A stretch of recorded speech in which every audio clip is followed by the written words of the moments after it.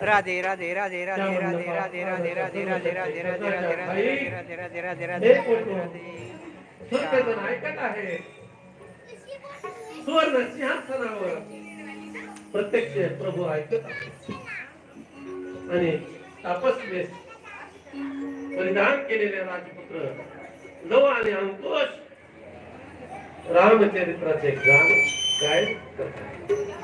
चरिव तेरे आवरी अयोध्या म्हणून निर्मित नगरी, त्या नगरीच्या विचार तिरेवर उभ्या राहिल्या वास्तू सुंदर, मधून वाहती मार्ग समांतर, रथवाची गद पातिक चालती लग्न त्याच्या. आणि दशरथास त्या तिन्ही भार्या, सूर्यवंशच्या त्या सुमुखी आर्या, सिद्धपतीच्या सेवा कार्या, बहुसुता त्या रूपशालिनी, तिघी स्त्रियांच्या प्रीती संगमी, तिन्ही लेकीचे सुखते धर्मी, एक मुने पण ग्रस्ताश्रमी. आणि कौशल्याचं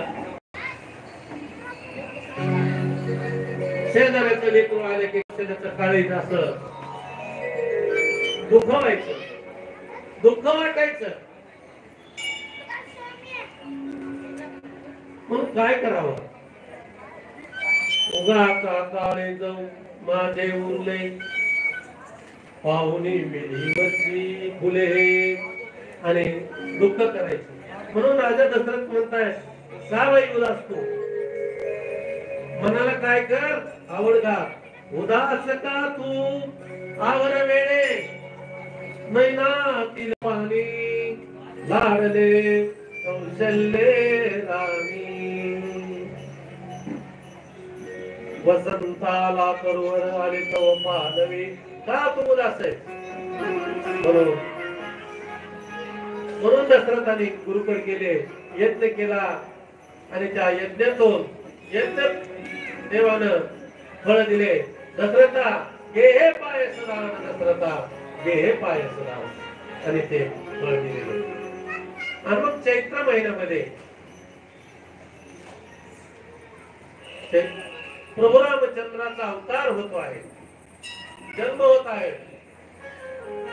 चैत्र महिना आहे, शुद्ध नवमी आहे.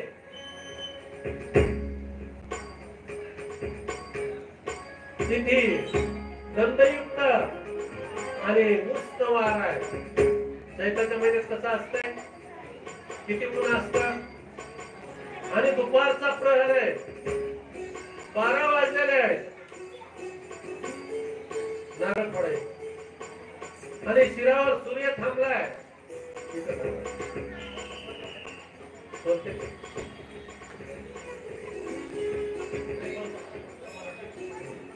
आणि प्रभूने अवतार घेतला. हो दोन प्रहरी कागशिरी, दोन प्रहरी कागशिरी,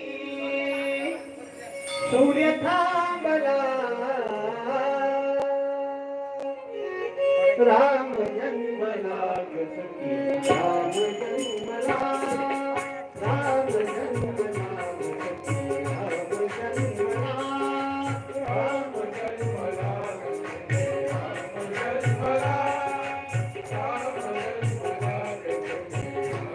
जन्मला, दोन प्रहरी कागशिरी, दोन प्रहरी कागशिरी, सूर्य थांबला, राम जन्मला,